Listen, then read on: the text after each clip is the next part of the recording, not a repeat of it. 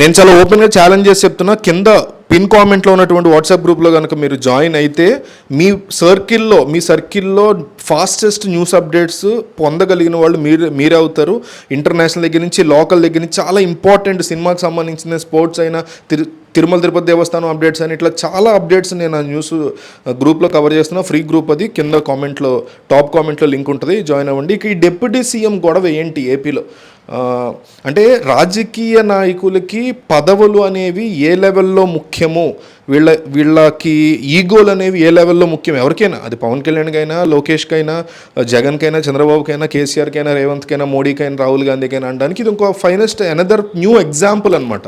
అంటే ఏదైతే తెలుగుదేశం పార్టీకి సంబంధించినటువంటి కాస్తంత పర్వాలేదు అనుకునేటువంటి లీడర్లందరూ ఇప్పుడు మీడియా ముందుకు వచ్చి నారా లోకేష్ని ఎందుకు డిప్యూటీ సీఎం చేయరు అంటూ ఒక రకమైనటువంటి ఒక చిన్న ఉద్యమాన్ని తీసుకొస్తున్నారు. ఇదే లీడర్స్ వాళ్ళ లోకల్లో ఉండేటువంటి రోడ్ల గురించో, ఆల్రెడీ ఉన్నటువంటి భయంకరంగా పెరిగిపోయినటువంటి ప్రైసెస్ గురించో, రేట్లు ఏది కొనాలన్నా ఈరోజు బయట భయంకరమైన రేట్లు, పెట్రోల్ కావచ్చు, మనం తినే నిత్యావసర సరుకులు కావచ్చు, ఇట్లా అనేక రకాల కష్టాలు ఉన్నాయి. వెలగని వీధి లైట్లు ఉన్నాయి, బాగుపడిన స్కూల్ సిస్టమ్ ఉంది, ఇట్లా ఎన్నో రకాల ఇష్యూస్ ఉన్నాయి. వీటి గురించి మాత్రం ఎవ్వరూ ఇంత భారీ లెవెల్లో మాట్లాడడం, డైలాగులు వేయడం, డిమాండ్లు చేయడం అనేది చేయట్లే. కానీ తమ నాయకుడికి వాళ్ళ నాయకుడు పవన్ కళ్యాణ్ అయినా కావచ్చు, వాళ్ళ నాయకుడు లోకేష్ అయినా కావచ్చు, వాళ్ళ నాయకుడు జగన్ అయినా కావచ్చు, వీళ్ళ కోసం మాత్రం వీళ్ళు బయటకు వచ్చి ఈ రకమైనటువంటి హడావుడి.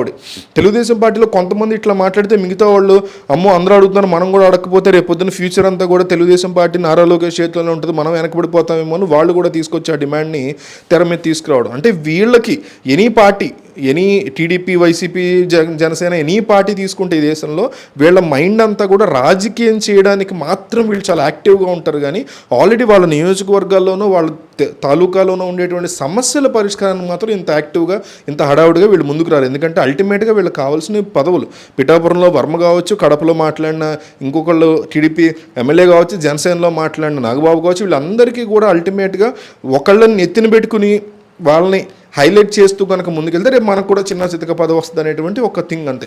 సరే, అయితే దీంట్లో మనం అసలు రాజ్యాంగబద్ధంగా ఏదైతే డిప్యూటీ సీఎం పదవి ఉందో అది అసలు రాజ్యాంగబద్ధంగా దాని కథ ఏంటనేది ఇంకో వీడియో చేస్తా, దాంట్లో చూద్దాం.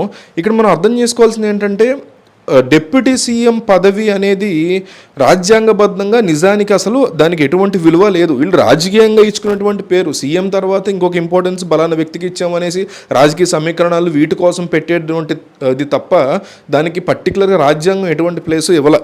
సో దాన్ని అంత హైలైట్ చేసుకోవాల్సిన అవసరం లేదు. అండ్ నారా లోకేష్కి కూడా ఎడ్యుకేషన్ మినిస్ట్రీ చాలా మంచి మినిస్ట్రీ ఇచ్చారు. కంపారిటివ్లీ పవన్ కళ్యాణ్ కాస్తంత వీకర్ మినిస్ట్రీ, అంటే ఆయన అడిగి తీసుకున్నాడు, అది ఆయన ప్రాబ్లం కానీ అయ్యుండొచ్చు. కానీ ఆబ్వియస్లీ ఒక సినిమా హీరో కాబట్టి ఈ మధ్యకాలంలో 2014 నుంచి 24 వరకు రాజకీయంగా కింద మీద పడి దొల్లుకుంటూ వచ్చాడు కాబట్టి ఆ వ్యక్తి ఒక సినిమా హీరో, సూపర్ స్టార్ కాబట్టి ఆబ్వియస్లీ అతను ఏం చేసినా కూడా అది ఒక హైలైట్ అవుతుంది. ఇదే నారా లోకేష్ పెద్ద హీరో అయి ఉన్నా కూడా ఆయన మినిస్టర్ అయ్యారు కాబట్టి ఆయన ఏమైనా చేసినా కూడా హైలైట్ అవుతుంది. అది బేసిక్గా రాజకీయ నాయకుల గుణం కాదు. రేపు పొద్దున్న డిప్యూటీ సీఎం లోకేష్ అయ్యి పవన్ కళ్యాణ్ నార్మల్ మినిస్టర్గా ఉన్నా కూడా పవన్ కళ్యాణ్ ఏం చేసినా ఒక మీడియాలో ఒక అటెన్షన్ బ్లాబ్లా ఇవన్నీ నడుస్తూ ఉంటాయి. అండ్ వాళ్ళు ప్రవర్తించే తీరు బట్టి కూడా ఉంటుంది. మోస్ట్ ఇంపార్టెంట్ నారా లోకేష్ చేతిలో ఎడ్యుకేషన్ మినిస్ట్రీ ఉంది. అసలు ఆయన ముఖ్యమంత్రి కొడుకయ్యా పవన్ కళ్యాణ్ ఎవడు, ఎవరైనా సరే వెళ్ళి ఆయన నిజంగా ఒక మినిస్ట్రీలో తలదూర్చి థింగ్స్ని డీల్ చేస్తే మీడియా ఇంకా ఎక్కువ హైలైట్ చేస్తుంది. ఆయనకి ఏకంగా చేతిలోనే కంప్లీట్గా తెలుగుదేశం పార్టీ సపోర్టివ్ మీడియా ఉంది, ఎవడ ఆపుతాడు?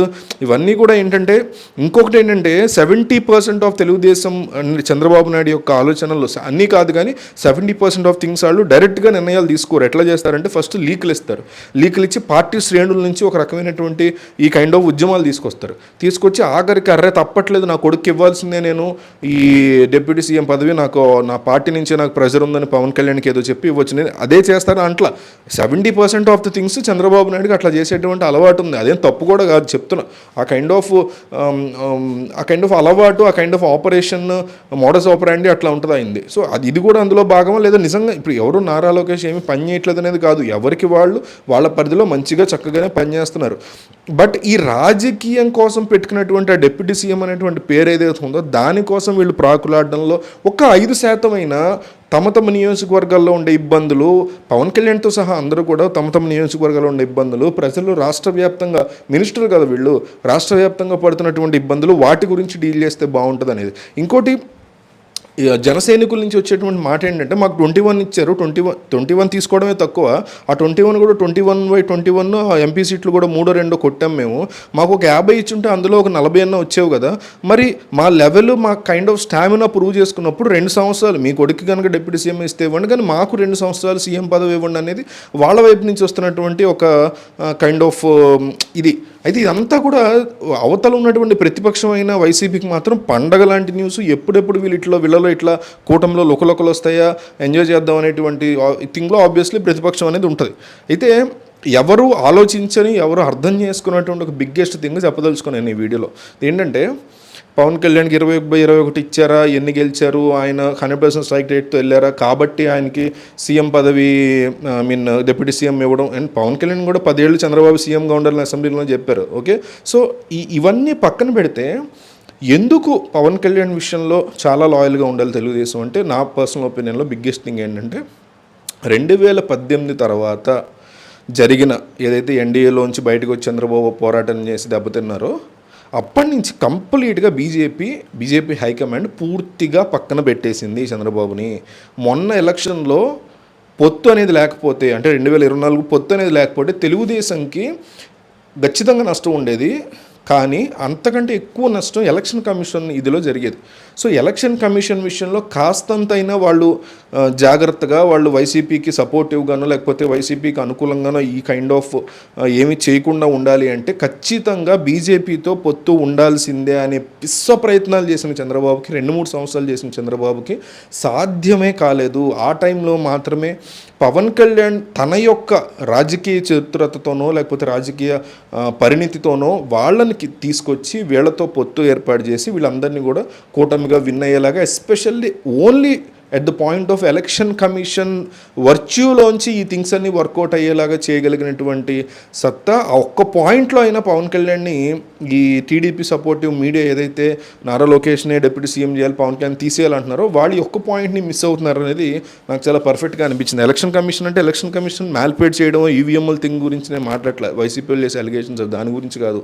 ఎలక్షన్ కమిషన్ 2019లో మీకు ఇప్పుడు ఫర్ ఎగ్జాంపుల్ ఎట్లా ఉంటుందంటే దొంగ ఓట్లు పడుతున్నాయి కొన్ని చోట్ల, ఈ రియాక్షన్ అనేది సైలెంట్ ఉంటుంది.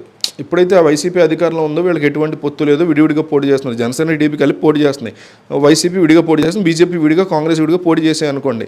ఈ ఎలక్షన్ కమిషన్ ఏం చేస్తుందంటే లైట్ తీసుకుంటుంది థింగ్స్ని. ఎక్కడైతే మీకు దొంగ ఓట్లు పడడం కావచ్చు, ఇట్లా వైలెన్స్ జరగడం కావచ్చు, ఇట్లాంటి అంశాలు చాలా లైట్ తీసుకునే అవకాశం ఉంది. అట్లాంటిది బీజేపీ యొక్క ఆధ్వర్యంలో, బీజేపీ యొక్క కూటమిలో కనుక వీళ్ళు పోటీ చేస్తున్నప్పుడు అమ్మో కేంద్రం నుంచి మనకి ప్రెజర్ వచ్చేటువంటి పరిస్థితి ఉంది.